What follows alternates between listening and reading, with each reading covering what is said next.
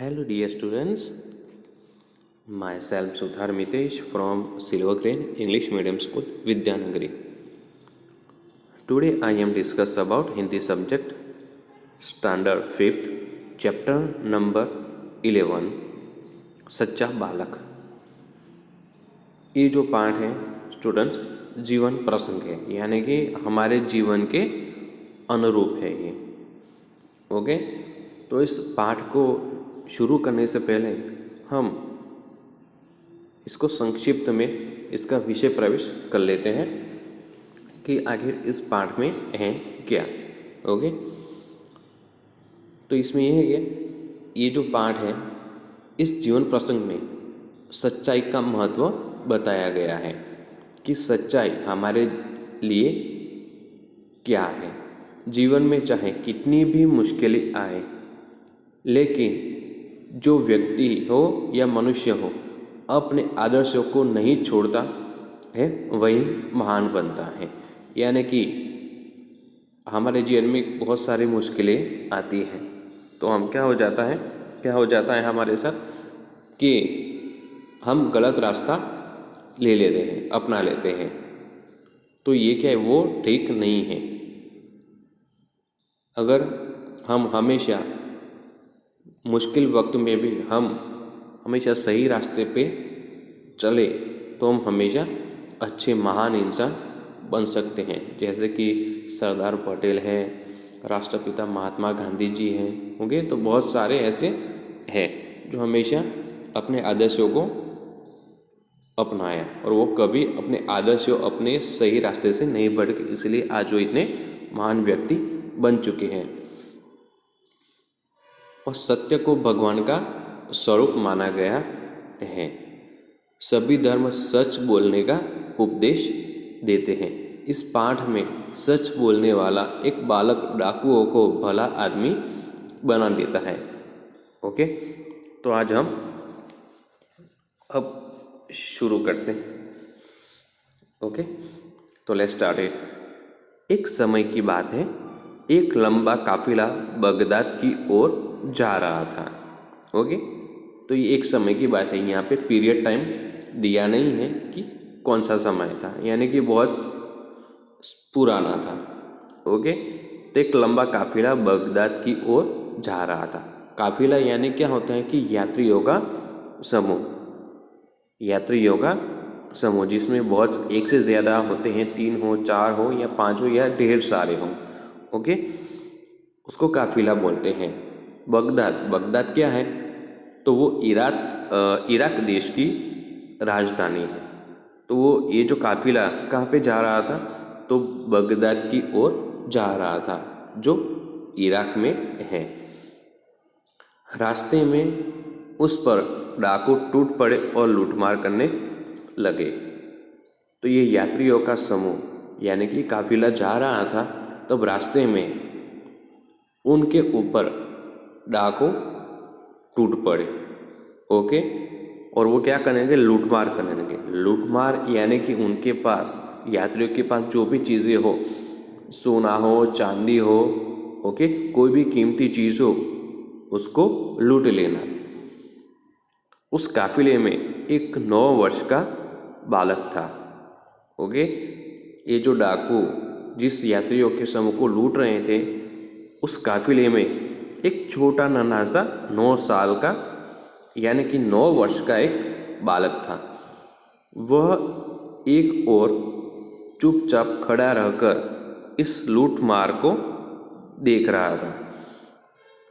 तो जब ये डाकू सबसे कीमती चीज़ें छीन रहे थे, लूट रहे थे, तब वो एक 9 वर्ष का बालक चुपचाप साइड में खड़ा होके, यानी कि थोड़ा दूर था उन यात्रियों से, वो चुपचाप वहाँ खड़ा था।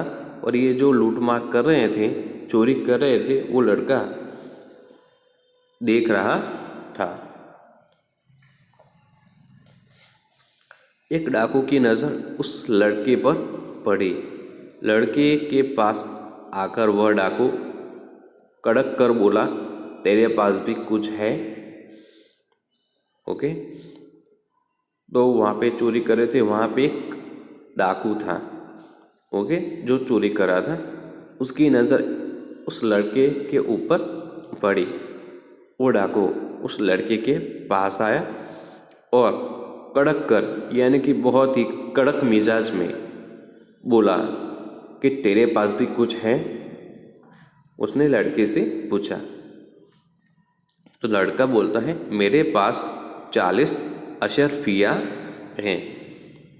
डाकू ने बोला तेरे पास कुछ है, तो लड़के ने आंसर में क्या दिया कि मेरे पास 40 अशरफियाँ हैं। अशरफिया यानी कि सोने के सिक्के, यानी कि मेरे पास 40 सोने के सिक्के हैं। डाकू चकित होकर क्या कहा, तेरे पास 40 अशरफियाँ हैं।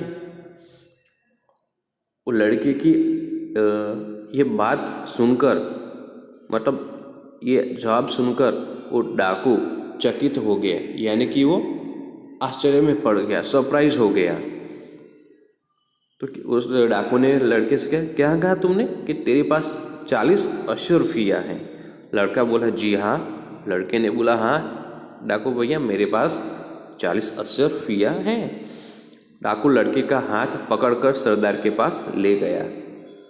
उसने अपने सरदार से कहा यह लड़का अपने पास 40 अशरफियाँ बताता है। लड़के ने बोला हाँ मेरे पास है 40 अशरफियाँ। तो जो डाकू था, ओके, डाकू अपने सरदार के पास ले गया।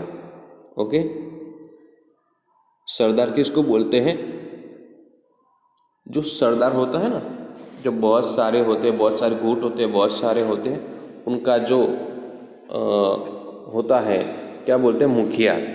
ओके, उनका मुखिया यानी कि डाकू यानी कि सरदार। ओके, तो वो जो डाकू था वो अपने सरदार के पास ले गया।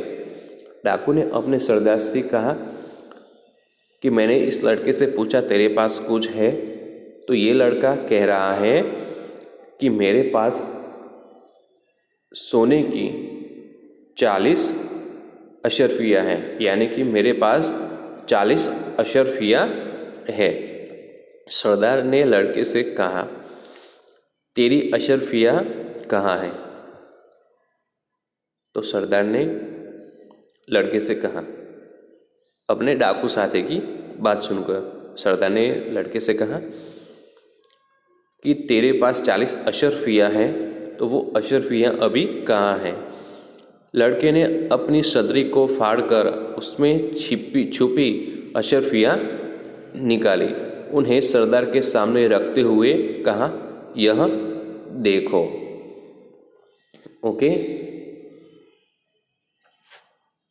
तो सदरी का मतलब क्या होता है, सदरी यानी कि जैकेट।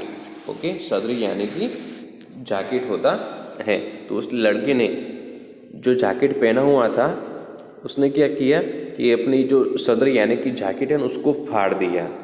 ओके, फाड़ दिया और उसमें से अशरफियाँ निकाली और उसने वो सारी अशरफियाँ सरदार के सामने रख दी और बोला यह देखो, ये मैंने 40 अशरफियाँ आपके सामने रख दी। सरदार आश्चर्य से, लड़के अशरफियों को इस प्रकार से रखने का उपाय तुम्हें किसने बताया। ओके, एक्चुअली ये जो अशरफियाँ थी, ओके, वो कहाँ पे, तो जैकेट के अंदर छुपाए रखी थी। तो सरदार ने पूछा कि बच्चे ये जो तुमने अशरफियाँ जो छुपाई है, ओके, इस प्रकार छुपाने के लिए तुम्हें किसने बोला था, यानी कि ये उपाय तुम्हें किसने बताया था। लड़का कहता है मेरी माँ ने इनको सदरी के अस्तर में सी दिया था जिससे किसी को पता न चले। तो लड़के ने जवाब दिया कि ये मेरी माँ का उपाय था। मेरा जो जैकेट है यानी कि सदरी है, सदरी के अस्तर में, अस्तर किसको बोलते हैं, तो कपड़े के अंदर एक दूसरा कपड़ा होता है, ओके, उसको अस्तर कहते हैं।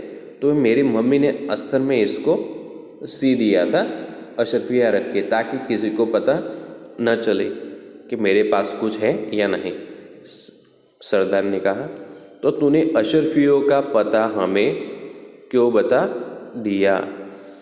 ओके, तो सरदार बोलता है, हाँ वो तो ठीक है, लेकिन ये छुपाई थी, तो तुमने हमें ये क्यों बता दिया कि तुम्हारी जैकेट के अस्तर के अंदर सोने की 40 अशरफियाँ हैं? हमें क्यों बताया? तो लड़का कहता है, मैं झूठ कैसे बोलता? मेरी माँ ने कहा था, बेटा सदैव सच बोलना, झूठ बोलना पाप है। तो लड़का सरदार के प्रश्न का उत्तर देता है कि मैं हमेशा सच बोलता हूँ, मैं झूठ कैसे बोल सकता हूँ मैं, क्योंकि मेरी माँ ने हमेशा मुझे यह शिक्षा दी है कि बेटा हमेशा कुछ भी हो जाए, कितनी भी तकलीफ़ें आए, लेकिन हमेशा सच ही बोलना, कभी झूठ बोलना नहीं, क्योंकि झूठ बोलना यानी कि पाप होता है, वो भगवान का अपमान होता है, अल्लाह का अपमान होता है, संतों का अपमान होता है। ओके, क्योंकि सत्य क्या है? तो भगवान है, ईश्वर, अल्लाह है, संत है, सभी सत्य का ही रूप है। अगर हम झूठ बोलते हैं तो उन सब का अपमान होता है। सरदार डाकुओं से, यह छोटा बच्चा अपनी माँ का इतना कहना मानता है कि ऐसे संकट में भी झूठ नहीं बोला। हम लोग बड़े होकर भी ईश्वर के बताए नेक रास्ते पर नहीं चलते और लूटमार करते रहते हैं। तो लड़के की बात सुनकर सरदार पिघल गया और सरदार ने अपने डाकुओं से बोला, देखो इस बच्चे को, इस छोटे 9 वर्ष के बच्चे को, कि वो अपनी माँ का कितना आज्ञाकारी पुत्र है, कि उसकी माँ ने इसको हमेशा सत्य बोलने की सीख दी है, शिक्षा दी है। वो अपनी माँ की बताए हुए रास्ते को अपनाता है, वो कभी झूठ नहीं बोलता। ओके, वो अपनी माँ की हर बात मानता है, जबकि वो संकट में है। कई लोग ऐसे होते हैं जो संकट में झूठ बोलते हैं, लेकिन ये बच्चा झूठ बोला नहीं, बल्कि सच बोला, क्योंकि इसकी माँ ने इसको हमेशा सच बोलने को सिखाया था। और एक और हम हैं जो इतने बड़े हो गए हैं, इतने बड़े हैं कि हम ईश्वर के बताए हुए रास्ते पे नहीं चलते, क्योंकि ईश्वर हमेशा हमें अच्छे कर्म यानी कि अच्छे काम करने के लिए हमें कहता है कि अच्छे काम करोगे तो तुम्हारे साथ ही अच्छा ही होगा, गलत होगा नहीं। तो हम ईश्वर के बताए हुए रास्ते पे नहीं चलते और लूटमार और चोरी करते हैं, लोगों को मार डालते हैं और चोरी करते हैं। तो ये अच्छी बात नहीं है। सब डाको, सरदार बात तो ठीक है। तो सरदार की बात सुनकर डाकू ने कहा, हाँ सरदार ये सब तो ठीक है, आप सही कह रहे हैं। सरदार डाकुओं से, इनका लूटा हुआ सामान इन्हें वापस कर दो। डाकुओं ने सब सामान वापस कर दिया और आगे कभी लूटमार न करने की प्रतिज्ञा की। ओके, तो डाकू ने कहा कि हाँ सरदार आप सही कह रहे हैं, ये छोटा बच्चा होकर अपनी माँ की आज्ञा का पालन करता है और हम इतने बड़े हैं फिर भी हम भगवान के दिखाए हुए रास्ते पे हम नहीं चलते। तो सरदार ने बोला अपने डाकुओं से, एक काम कर दो, हम इनका लूटा हुआ जो भी सामान हमने लूटा है, ओके, कीमती चीज़ें, वो इनको वापस कर दो। ओके, इनको वापस कर दी। उसके बाद डाकुओं ने प्रतिज्ञा ली, कसम ली कि वो आज के बाद कभी किसी को परेशान नहीं करेंगे, किसी को मारेंगे नहीं और रास्ते पे आते जाते राहदारियों को मारकर उनकी कीमती चीज़ें लूटेंगे नहीं। ये प्रतिज्ञा डाकू और उसके सरदार ने ली। सच बोलने वाले इस बालक का नाम अब्दुल कादिर था, यानी कि वो जो 9 वर्ष का बालक था उसका नाम क्या था? अब्दुल कादिर उनका नाम था। बड़ा होकर यह बालक महान संत हुआ। क्यों संत हुआ? क्योंकि वो हमेशा सत्य बोलता था, वो हमेशा सही बोलता था, वो अपनी माँ के दिखाए हुए रास्ते पे चलता था।